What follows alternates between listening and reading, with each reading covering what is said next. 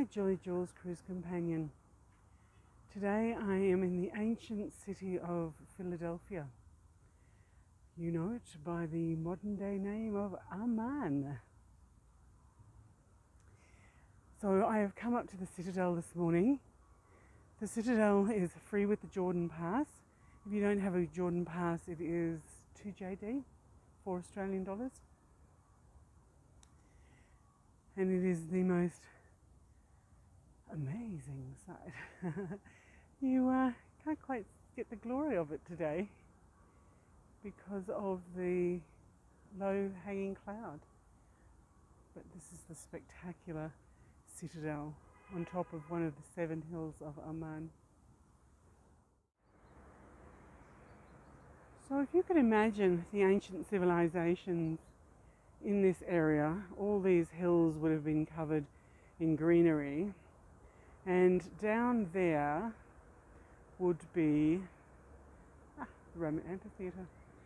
But all of those roads that now run around this hill were once riverbeds, because to sustain a population in an area such as this, you needed water. And this was a city. It was a village, and then because of its location, every population has lived up here on this hill, you know, whether it was right back, you know, Stone Ages, to the Romans, to the Byzantines, the Umayyads. So we're at the Amman Citadel, and this is the early Bronze Age cave, about 2250 BC. This early Bronze Age cave tomb dates back to the 23rd century BC. Tombs like this existed in different places in Amman, and they often had multiple burials inside.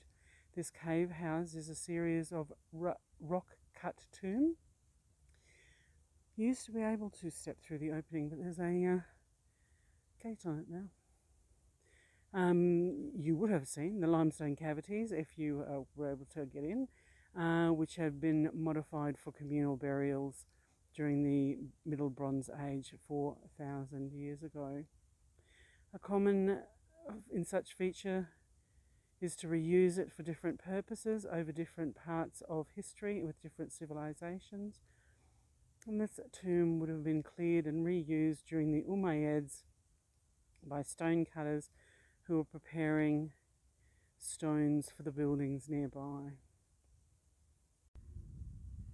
Just walking around the Amman Citadel, and here just beside the Jordan Archaeological Museum is a beautiful sarcophagus with clearly the central person may have been the person who was buried there, with 2 pretty amazing cherubs with their wings,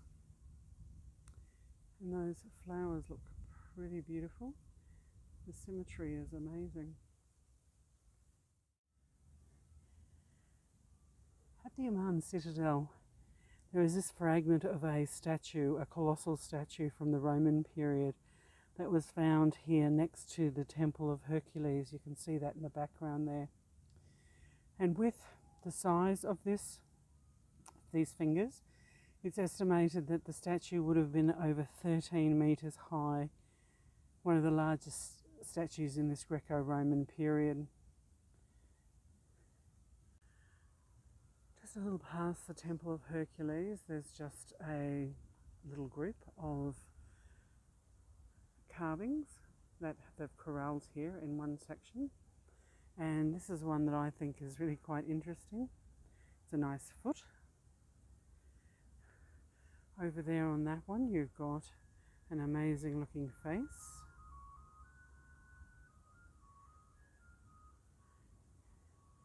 and this one here has an amazing face on it as well. I don't suspect that flower is meant to be on that plinth or that pedestal. Just doesn't look the right, but and then just at the base there is almost an acorn looking shape. Just by the Temple of Hercules Maybe that's an elbow. It kind of has an interesting shape. I don't think it's a chest with a nipple. But these type of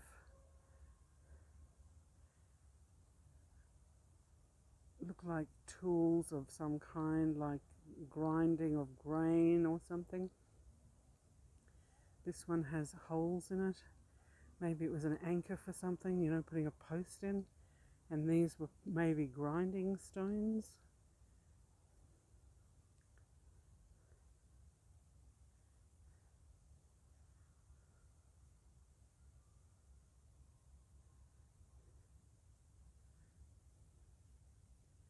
This one would probably have something to do with grinding, like a mill wheel or something of that nature, with a piece of wood going through that hole.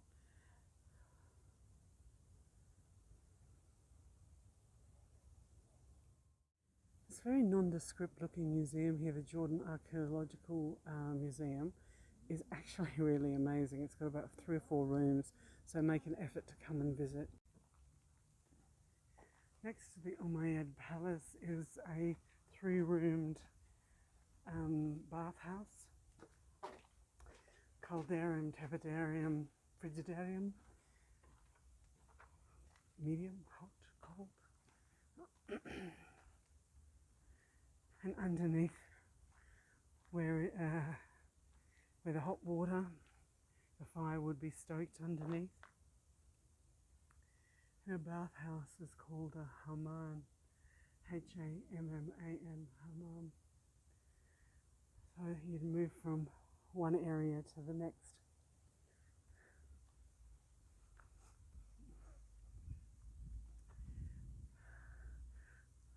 Three sections.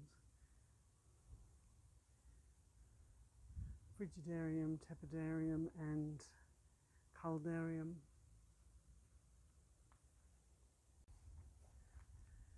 I was explaining earlier that around the valleys of the Amman Citadel of Amman, the 7 hills, were where rivers flowed. For any population you have to have water, and this is a cistern, an amazing piece of engineering, where water would either be captured by rainfall or brought here in some way.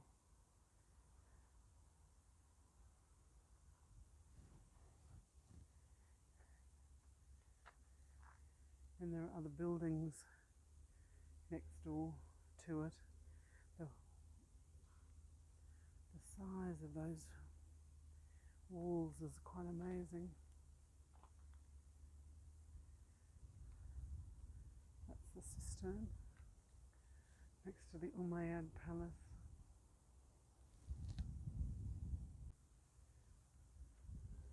When you come and explore somewhere like the Amman Citadel, you can actually see the different segments of each of the civilizations. One of the things that I find quite interesting is each time a bigger civilization came along, expanding the existing footprint. And so you've got definite segments. There's the Roman area, the Islamic area. They all either built on top of each other or repurposed stones.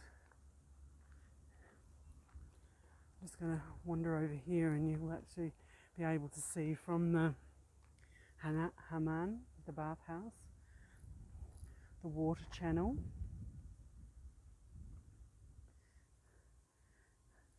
to a round area which potentially could have been a well near the cistern. So the engineering was just amazing.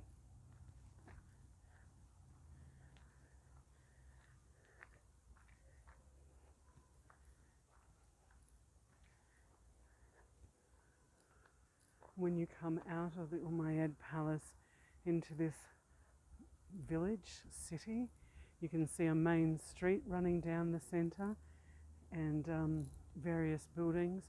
This large open space would have been a worshipping area of some kind. Just wonderful. So the lintel going across that doorway with those supporting rocks, and the structure of how the second floor, how it stayed there, I have no idea. So I've just come through the Umayyad Palace, and where I was standing just before looking over here was the cistern, which is just over the other side of that wall. And then you come into this village type area, and down here you have like the main colonnaded street, which is very beautiful and interesting. But one of the things that I wanted to see, if I could demonstrate to people, to you, the wear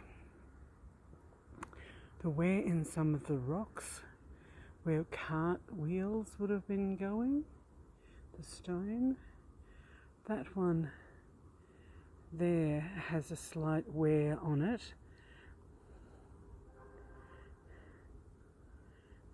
In Jarash you can really see along the colonnaded streets the actual bridges made by the carts and the hooves. Colonnaded street. So if you can imagine, all along here would have been archways, and there'd be roofs and leading onto these shops. It would have been just amazing. Coming and visiting the Amman Citadel when there isn't many tourists, I think, is a really exciting thing to do.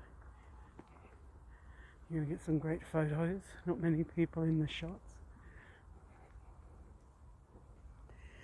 Looking over there, you'd imagine that there might have been a statue in that niche.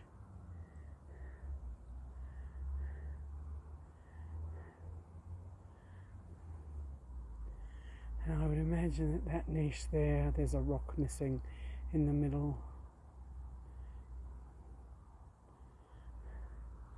Oh, I'm on a niche hunt. There I can see a niche in that wall. And then if I look at this wall over here, there's another one. So there'd be statues in there. Out of the Umayyad Palace. And then you come down that colonnaded street and you see these shops. I'm wondering what this shop would be. Look at the depth of the wall. There's like built-in furniture, a carved out or a shaped area here. And when I look at this wall, that tells me something to the effect of fireplace, tapering up to a chimney, for example. And then if you come and you look over here, there's another one to the side where potentially from that street access people could, if the fire was burning down here, you'd be cooking something in the oven over there, where here the fire would be in this space down here.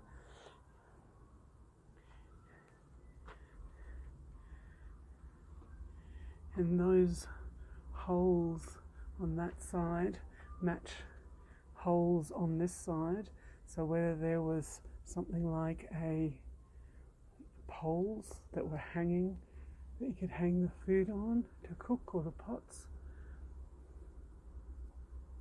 It would be great to be an archaeologist to find these things out. Come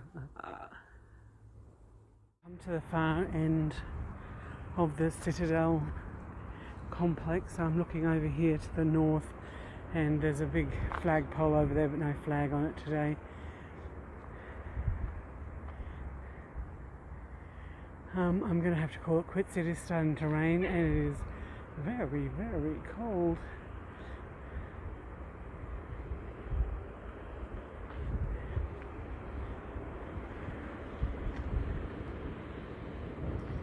So this is visiting Amman Citadel. going to head right back over the other side. Give you an orientation of this point at the Citadel. So there is the temple of Hercules. So just behind that hill, is the museum. The Roman area, then the Umayyad Palace, and then the end of the antiquity is down there. The aqueduct is just where those two people are walking. And so this is a group of buildings. And this one has a marvellous mosaic floor, and in the corner there is a well.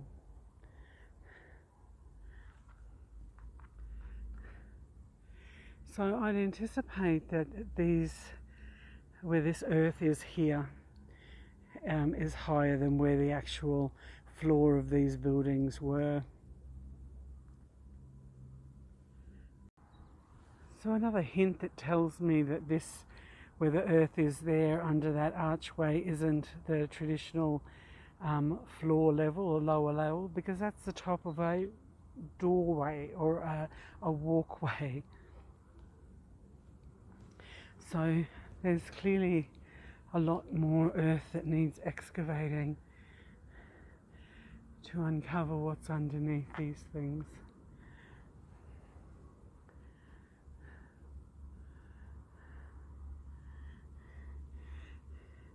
And that's an arch, probably to support the roof.